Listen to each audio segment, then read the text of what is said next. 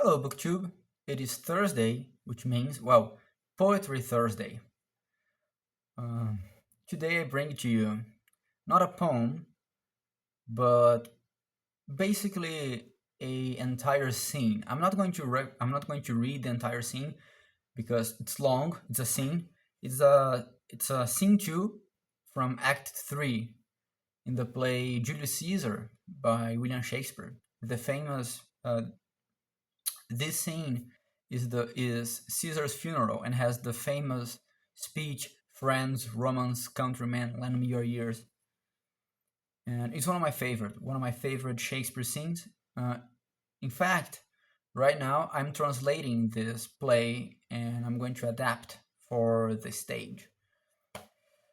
And before I read you a little bit of Shakespeare, I'll tell you a story. I will tell you a story. Because my plans for a PhD were completely destroyed by some political events in the US. I am currently without a stipend, and because I was cursed with the fact that I don't have rich parents, I have to work. And currently I'm working as a waiter in a burger joint to pay my bills. Yes. But And last Sunday night, I was working as a waiter at the burger joint, and there weren't many clients, so I had a lot of free time, and I was just like reading this Shakespeare scene in my cell phone, on my cell phone, in the middle of the restaurant because there was nobody there, and it is such the language is so beautiful and the scene is so beautiful that I like in the middle of the restaurant I had a fit of emotion. I was almost crying myself to into the floor because I was reading Mark Antony speeches, and I don't know, I was just taken completely by surprise by this strong emotions, and that was really hard to describe. The effect this scene has on me is the same effect the scenes like in the middle of King Lear have on me too.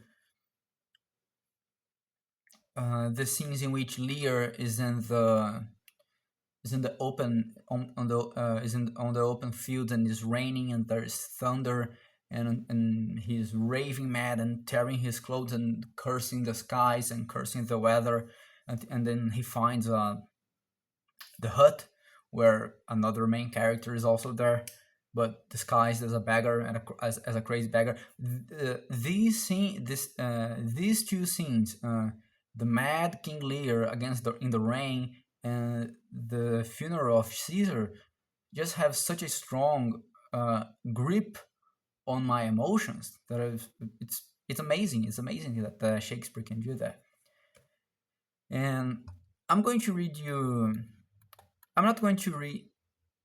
Okay, I was not going to read you the most famous part of this scene, which is "Friends, Romans, countrymen, lend me your ears." But I was going to read you uh, the second soliloquy by Antony. But yesterday the word of Caesar might have stood against the word. Now lies him there, and none too poor to do him reverence. O masters, if I were disposed to stir your hearts and minds to mutiny and rage, I should do Brutus wrong and Cassius wrong, who, you all know, are honorable men. I will not do them wrong. I rather choose to wrong the dead, to wrong myself and you, than I will wrong those such honorable men. But here's a parchment with the seal of Caesar. I found it in his closet. 'Tis his will. Let but the commoners hear this testament, which, pardon me, I do not mean to read. And they would go and kiss dead Caesar's wounds and dip their napkins in his sacred blood. ye beg a hair for him for memory, and dying mention it in their wills, bequeathing it as a rich legacy. And the repetition of honorable man in the first speech last Sunday when I was working was already working real hard on me. But when Anthony says, "But yesterday the word of Caesar might have stood against the world, now lies in there, and none so poor to do him reverence." And it is beautiful in itself, and it's beautiful inside the context of the play. But that hit me hard. That hit me real hard, personally, because of the whole situation of not having a stipend for my PhD and having to work as a waiter to pay my bills after everything, and all because of the political situation in the U.S. Another famous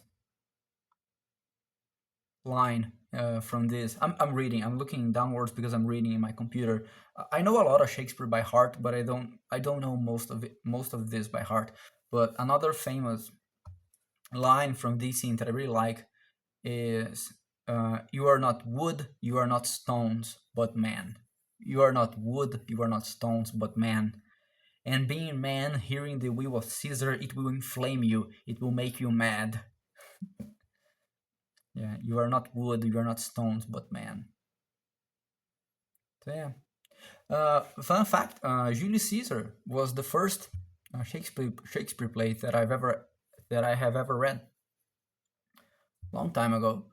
The reason I chose Julius Caesar to be my first was because I really like ancient history. I love the classical world, and I knew a lot about Caesar already. So I was like, okay, this is a historical period that I really like. I know a lot about Caesar. I know a lot about Mark Antony. I know a lot about Brutus. So this is the perfect place for me to take my first sip of the ocean that is Shakespeare. But yeah, you are not wood, you are not stones, but man.